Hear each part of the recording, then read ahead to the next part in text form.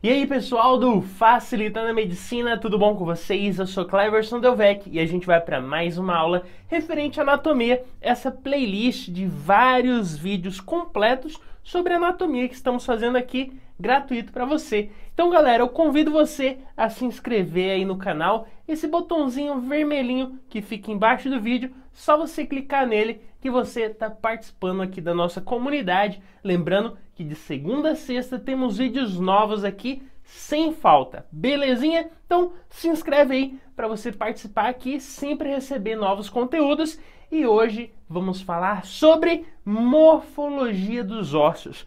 Aí você pensa, morfologia dos ossos? Galera, os ossos eles não são todos iguais. Eles possuem algumas características que são específicas deles.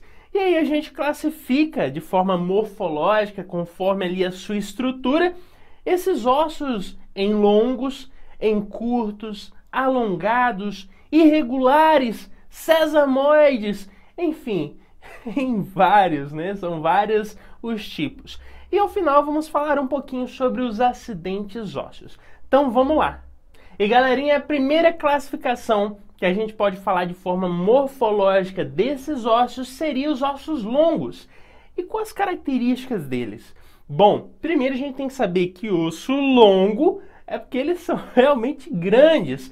E a gente diz que nas suas extremidades ficam ali as epífises e ele possui um corpo que seria a diáfise, beleza? E dentro dele podemos ter ainda uma medula óssea, pode ser vermelha e amarela.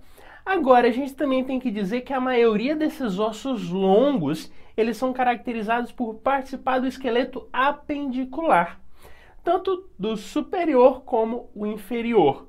E aí, se a gente quisesse dar um exemplo de osso longo, a gente pode citar aí o fêmur. O fêmur, que é um osso gigantesco, na verdade, está ali presente na nossa coxa. E a gente também pode citar a tíbia. Enfim, são ossos realmente de grande comprimento, de grande espessura, que estão presentes no nosso corpo. Galerinha, existe ainda um subgrupo, se assim a gente pode dizer, que são chamados de ossos que são longos e são classificados como alongados. Por que eles têm essa classificação? Porque eles não possuem o canal medular dentro deles.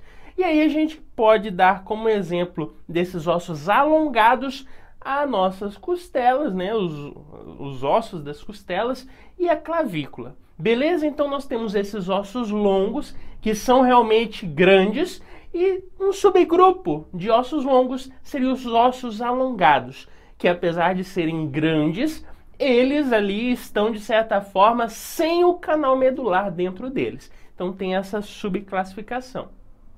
Existe ainda, galera, os ossos curtos. Esses ossos curtos, o próprio nome já fala, são ossos que são pequenos, com dimensões equivalentes ao seu próprio nome. Então são ossos pequenos, ossos curtos. E um exemplo que a gente pode citar, os ossos do carpo, os ossos do tarso, são exemplos de ossos pequenos. Outra classificação seria os ossos laminares, como a gente vê nessa tela. E qual a característica deles? Bom, eles possuem até relativamente um comprimento aí, né, considerável. Porém, a grande característica desse tipo de osso é que ele é um osso fino, ou seja, ele tem uma espessura que seria ali talvez laminar. Às vezes, com uma lâmpada, assim você consegue atravessar a luz por ele. Um exemplo é a escápula. Se a gente vê, ela é bem ali, né, laminar, bem delgadinha. Ela não é grossa, ela é fina. Também a crista, né, o nosso osso ilíaco. Enfim, esses ossos que tem ali um formato meio laminar. Galerinha, a gente ainda tem os ossos que são classificados como irregulares. E o que a gente tem a falar sobre isso? Bom, ele possui dimensões atípicas, ou seja, algumas projeções, e isso torna ele de forma meio irregular, né? Ele não tem ali um padrão certinho, ele é todo cheio de projeções. E aí a gente pode citar como exemplo o próprio osso temporal né, que está ali no nosso crânio. Também podemos citar ainda os ossos que são da nossa vértebra. Então eles têm essas características, como a gente vê na imagem, de realmente não ter uma regularidade. Eles são ali todos cheios de algumas projeções que dão a sua característica de ser irregular.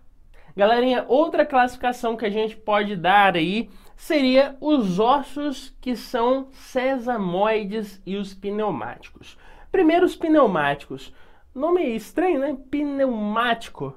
Pois é, a característica desse tipo de osso é que ele possui cavidades ou estruturas ali que pode armazenar ar. Tem ar ali dentro. E muitas vezes eles têm uma participação com o processo respiratório. Então, lembre-se, quando a gente fala de ossos pneumáticos, eles têm estruturas ali que podem conter ar. Tem cavidade, tem alguma estrutura ali que contém o ar. E um exemplo que a gente pode citar são os ossos esfenoides, etimoides, maxilar e até mesmo o osso, né, da nossa face, que possui ali alguns seios. Então, lembre-se, esses ossos pneumáticos podem conter ar ou contém ar dentro deles. E galera, por último ainda, podemos ter a classificação dos ossos sesamoides. Esses ossos sesamoides, eles têm uma característica de estarem contidos dentro de um tendão, ou seja, eles estão dentro de um tendão. É um osso que está ali dentro e muitas vezes ele participa do processo de movimentação. Ele auxilia na movimentação do tendão que o envolve. E aí a gente pode citar o mais famoso, né? Que seria a patela. Então nós temos a patela que está envolta ali por tendões de vários músculos e que vai auxiliar de certa forma, sim, tanto no processo de proteção como também de movimentação. Então, esses ossos sesamoides é o que estão envoltos ali por algum tipo de tendão e auxilia na movimentação. Cara, como brinde ainda podemos falar dos acidentes ósseos, que a gente pode encontrar em qualquer osso do nosso corpo. E aí a gente tem alguns exemplos, como a espinha, que seria como pequenas projeções em um osso. Também os trocânteres, que estariam ali como se fossem estruturas globosas, que geralmente servem como um palanque para que algum músculo possa ali se insertar nele. Também a gente pode encontrar os forames, que são realmente furinhos, são como se fossem orifícios para que passe algo por ali, ou atravesse esse osso. Então, forames são orifícios. Temos ainda ali várias outras estruturas que vão, de certa forma, estar presentes em variados ossos do nosso corpo. E claro, galera, a gente não pode esquecer do nosso sulco. O sulco seria uma depressão em um osso e a fossa seria como se fosse uma pequena valinha para que realmente possa passar juntamente com esse osso ali algumas estruturas, às vezes nervo, às vezes uma artéria ou veia. Então ele possui esses sulcos ou essas fossas que servem ali como uma estrutura que de certa forma envolva outras estruturas, uma artéria, uma veia, etc. Então, pessoal, com isso fizemos um pequeno resumo referente à morfologia do osso. Espero ter te ajudado e vamos continuar os nossos estudos referente à anatomia. E não se esqueça de se inscrever aí no canal. Valeu!